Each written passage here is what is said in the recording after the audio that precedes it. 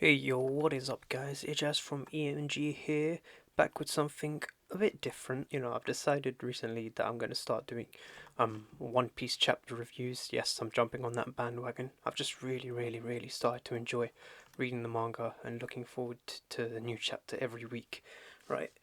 And, hoping maybe this could have shorter content for other people and hopefully expand the channel a little bit. Don't worry, I'm not gonna go like full into make this a completely One Piece dedicated, channel. There's plenty of others that do that job far better than I could ever hope to. Because like obviously my editing game is like really weak, but you know it's just something I thought I'd try. I hope you guys will indulge me and of course leave your feedback with whatever you think of it. That being said, chapter 1002 just dropped yesterday or today. I'm going by the unofficial. The official comes out on Sunday, but the unofficial is good enough for me. So without further ado, let's just get right into it. We start off, with the cover page.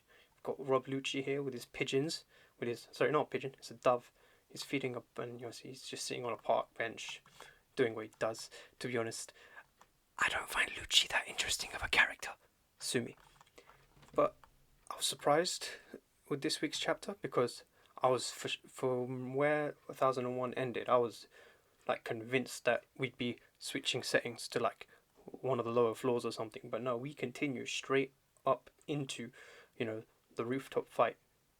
The chapter's titled "The Worst Generation versus the Yonko." Or sorry, New Generation versus the Yonko or Emperors. And again, it just kicks off right smack bang in the middle of the action. You have Kaido there doing his little wind attack that cut off Kiku's arm, which killer move right there, killer move. But Law, being Law, just shambles out of the way.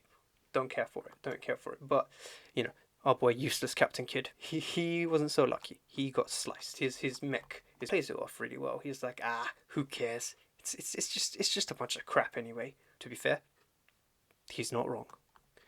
But the meat of this chapter comes from Luffy, and I'd say Killer were actually the MVPs of this chapter because Luffy, he's just going for it. He's just pounding on Kaido with no remorse. Like he hits him with a Kong rifle, and he again Kaido's still feeling it. He's rocked. He's just like, okay, I don't know what is happening right now. And again, I don't know why Kaido goes into his dragon form. It just seems like he's so weak in that form. But I feel like they're teasing us. He's gonna do his hybrid form sometime soon.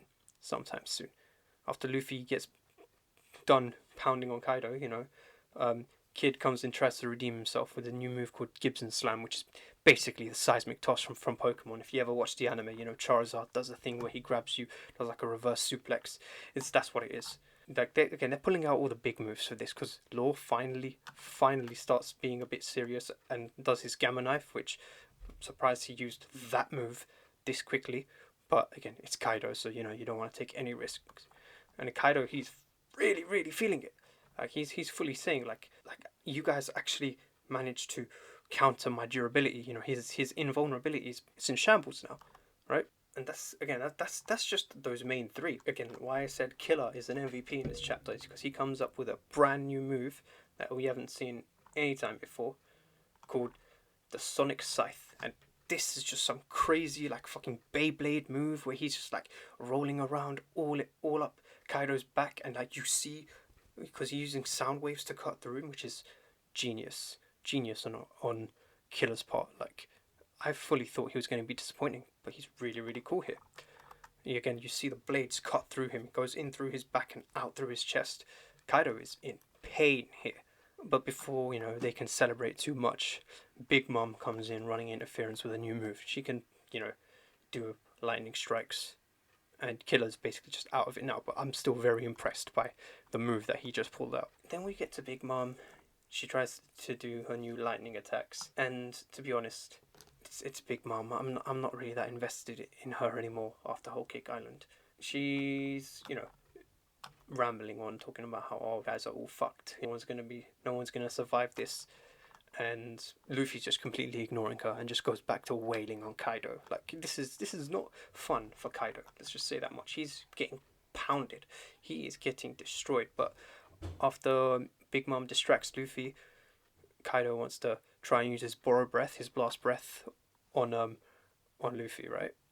And this is where a really funny interaction between Zoro and Law comes in, because like Zoro's just like, quick, quick, get me up there, and you can just tell Law is at his limit. He's like, oh, for God's sake, you guys are pissing me off. He does it, obviously, he shambles him, and then he does what Kinemon does, the flame slice. That is Bamf move.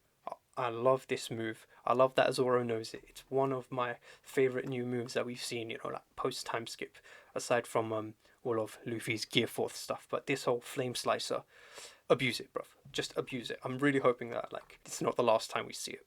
But again, the flame slice has Kaido shook because he can sense Enma in the hands of Zoro, and Zoro, he's just there. He's getting ready to do one sword style move. I think it's called Flying Dragon Blaze, right? But again, Kaido, he's like, why has he got Enma? Why is I can sense Odin. I can sense Odin in that sword. Again, Kaido, he's just shook.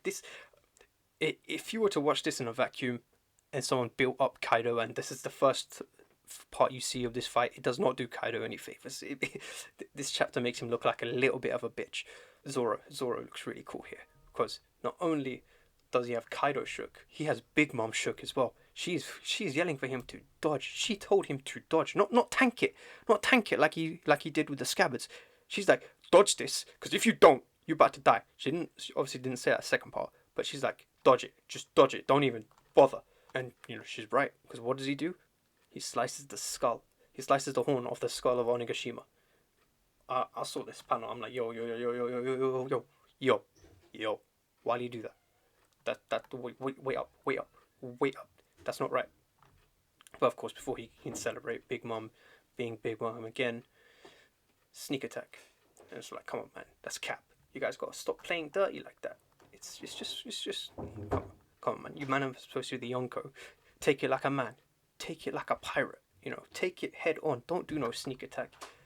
And then she tries to do the lightning attack on Luffy as well, and it doesn't work. I love this little callback to sort of Skypiea, with Eneru or NL. Big Mom's confused when she hits him, because she's like, what? Why didn't it work? Why are you still standing? And he's like, bro, I made a rubber fam. To think this woman wanted Germa's technology. She doesn't understand basic science. It's like, she's probably going to turn the cloning technology into a microwave or something. Like, this is, again, really good chapter. Again, I'm surprised that we're still on the rooftop fight, because I was convinced that we were going to be somewhere else. Like, the way last chapter ended, it just set it up perfectly to, okay, we're going to tease you with the fight, with that last line with Kaido in chapter 1001, and then, okay, move away to everyone else, and then we'll get back to the fight later. This was a really, really, really solid chapter, because the way it ends was really, really cool as well, because Kaido tries to borrow breath Luffy, and again he tanks it, and Kaido's confused. It's like, what the hell?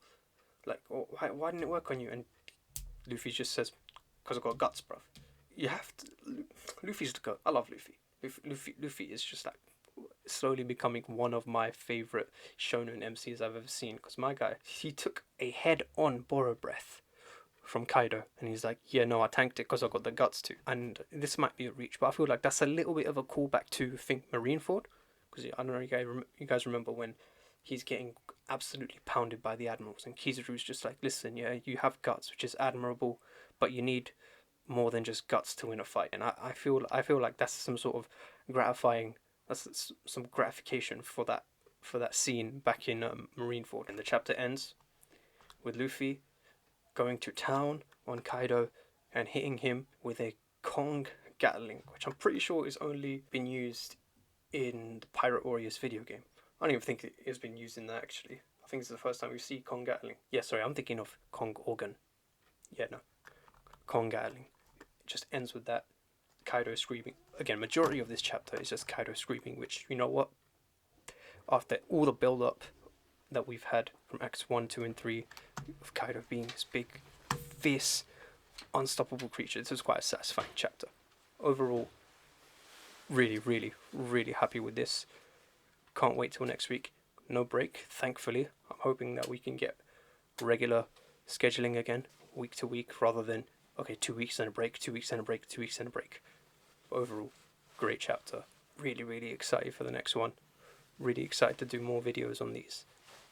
Again, probably not going to be great quality this one because I'm still very, very new to this whole thing. So just bear with me. Leave any feedback you have, anything you liked, anything you disliked, and I will work on improving that. But this was really fun for me. I think I've found something I really enjoy in this. So thanks, guys. Don't forget to like, share, and subscribe.